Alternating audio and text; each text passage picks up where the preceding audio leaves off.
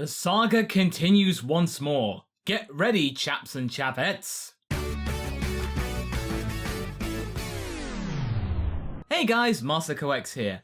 And now What If Week ends with another installment of one of the most popular series of videos on this channel. What if Goku became a Super Saiyan when Krillin first died in original Dragon Ball? There are currently 3 parts to this adventure, so if you wish to catch up on any of them, I've included a playlist in the description as well as a link up top. So sit back and relax for an hour. For now though, we have to see how things fare after our last part. Last time we were left with Semi-Perfect Cell on the loose, currently trying to find Trunks' time machine, so that means he can go to the future, capture a number 17, and then become perfect. Now for those of you suggesting that Cell wouldn't be able to fit inside the time machine so he'd have to go back to his larval state and start over again, I remind you that in Dragon Ball Super, we were able to actually fit 4 fully grown adults inside the time machine, so I'm just stating that for those of you curious. Thank you, Super, for helping me with that one. So to kick things off, Trunks has regained his composure after being almost sucked dry by Cell, phrasing. They are left in Jiro's lab looking up at the hole that Cell made in his escape and can sense that a power level has increased dramatically once Cell had absorbed 18. Their day is not going well, they are truly stuck in a rut. Vegeta's dead thanks to an irresponsible act of desperation. Goku's currently recovering from a heart virus, and the only 2 fighters that could even have taken Imperfect Cell are now nothing in comparison to Semi-Perfect Cell. Well, it seems like the best bet is just to stay under the radar until Goku recovers. That is assuming, of course, that Cell doesn't try to off Goku while he's asleep, but honestly, I don't think he would do that. In fact, I think it's quite obvious that Cell wouldn't do that, because remember, part of Cell's genetic makeup is made of Goku, so he wouldn't find it honorable or respectful or fair if he just killed his enemy in his sleep. He'll wait for Goku to get back up again and then fight him like a Saiyan would. We don't have to worry about that as an audience, but the characters though, at the time, they wouldn't be so sure. Before they're about to leave, Gohan spots 16's pod and he gets an idea.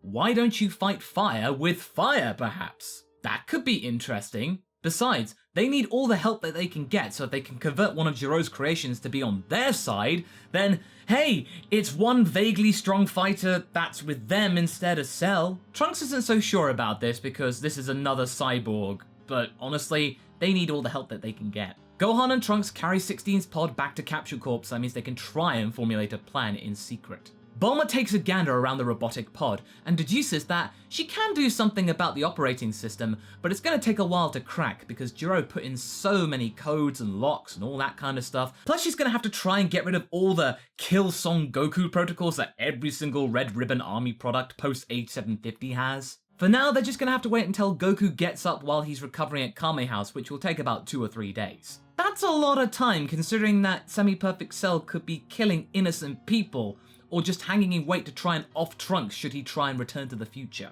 Trunks is left devastated and annoyed. Sure, he was able to kill number 17, but he still failed in his mission to destroy the artificial humans in the past and then get stronger to take out the ones in the future. The threat was still there. It had just adapted itself into something completely different. He's taking personal responsibility for this, and for a brief moment, he actually thinks about taking his time machine and going home. But he can't do that though. He can't just run away. He's gotta help the past like he promised his mother. Besides, he still has to deal with future 17 and 18, and he's nowhere near strong enough. So he's basically doomed no matter what he does at the moment. 2 days pass and Trunks is glued to the TV, trying to spot any activity from Cell. Suddenly a news story pops up stating that a spate of graffiti has been dogging West City, just around the area where Capsule Corp is located.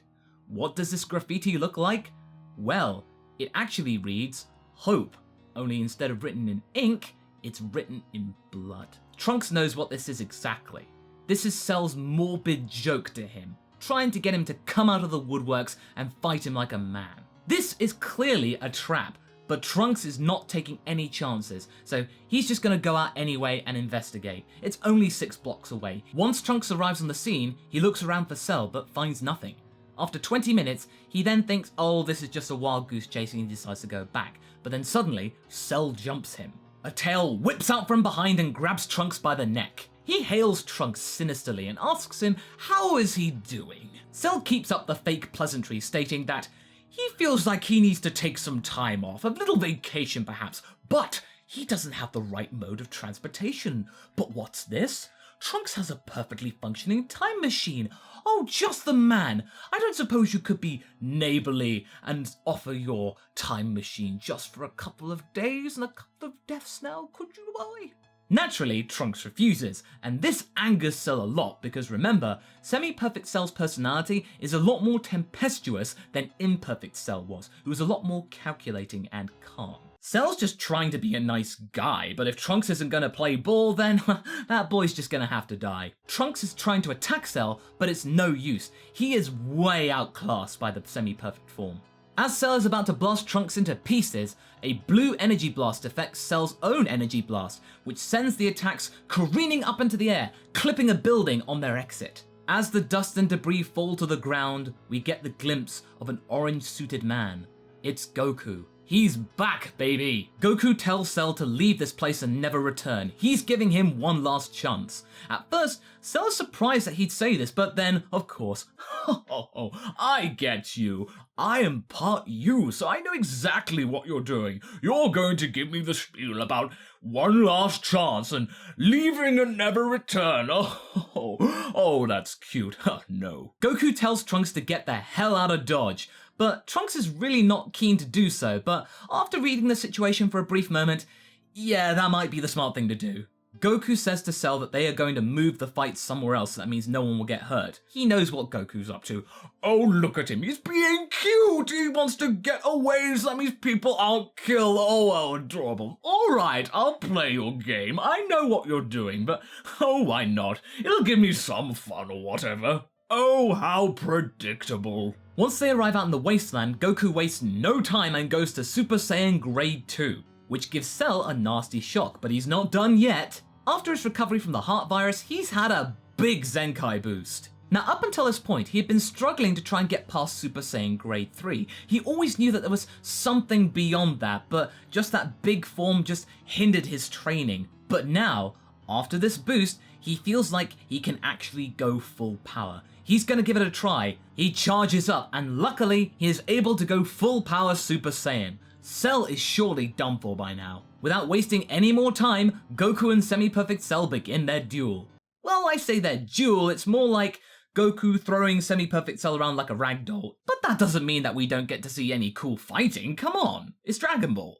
Goku realizes that he's way too strong for Cell, and he gets quickly bored. As this is going on, Gohan arrives on the scene with a fully functioning number 16. Goku once again gives Cell the ultimatum to leave this place and never return. Cell declines this, of course, and directs a blast towards Gohan and 16, trying to distract Goku. 16 is just about able to deflect it, but it's caused serious damage to his arm. But oh boy, Cell's done it now. Ooh, this is over. Goku, quick as a flash, careens back to Semi-Perfect Cell, punches him in the face, then begins a mighty meteor crash way up into the air before launching a full power Kamehameha which incinerates the beast. Cell is finished. Trunks arrives afterwards to find Goku, having defeated Cell, looking quite drained. Goku mentions to Gohan and Trunks that he managed to unlock a new form of Super Saiyan, and he believes that there might be more of that further beyond, which we of course know there is. Now with Cell out of the picture, Goku is excited to try and find it. He invites Trunks to join him and Gohan in trying to find this form,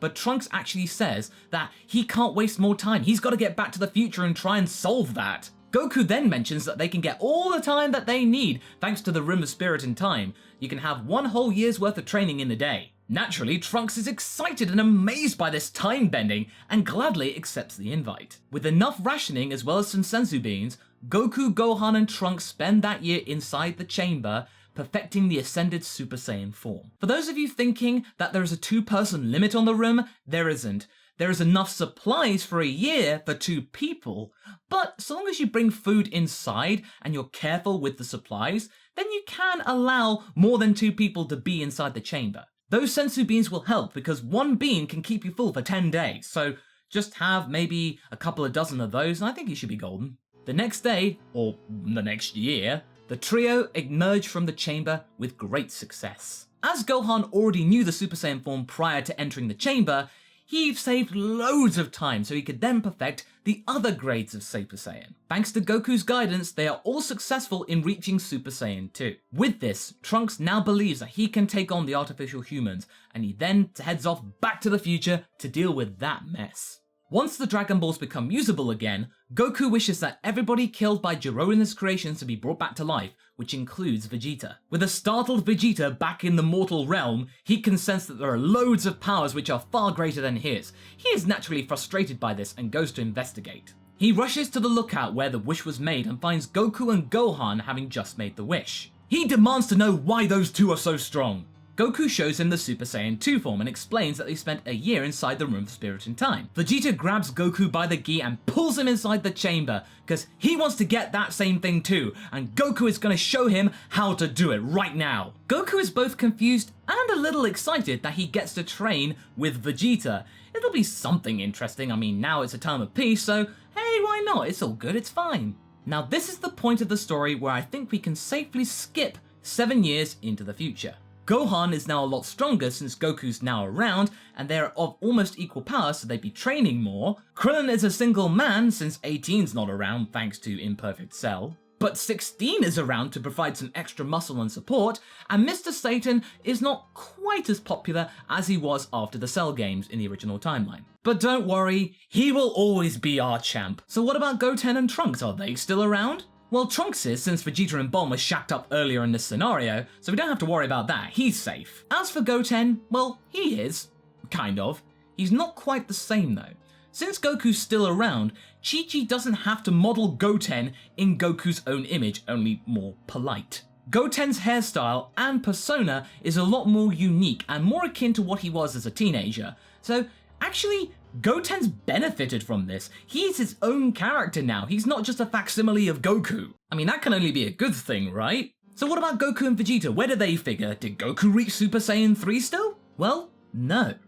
Since Goku doesn't have the luxury of limitless power thanks to the other world, well, having no limit towards power, and no physical body at the time, as he does now, his body is incapable of holding on to Super Saiyan 3. It's not been properly conditioned. But that's okay. Both he, Vegeta and Gohan have perfected Super Saiyan 2 to a much greater level than they did in the original Majin Buu saga. Goten and Trunks are also slightly stronger thanks to training with Goku, Gohan and Vegeta on and off. Vegeta's also become much less of a recluse now because he feels more secure with himself now that he's much closer to Goku in terms of power and strength and ability. So now we're about to head into the Majin Buu saga of this scenario, but there is one thing I have to mention, and it's a biggie. Since Goku never went to the other world because he didn't die, then we don't get fusion. Goku never learnt it, so that means that this technique is not present in this scenario. Oh dear.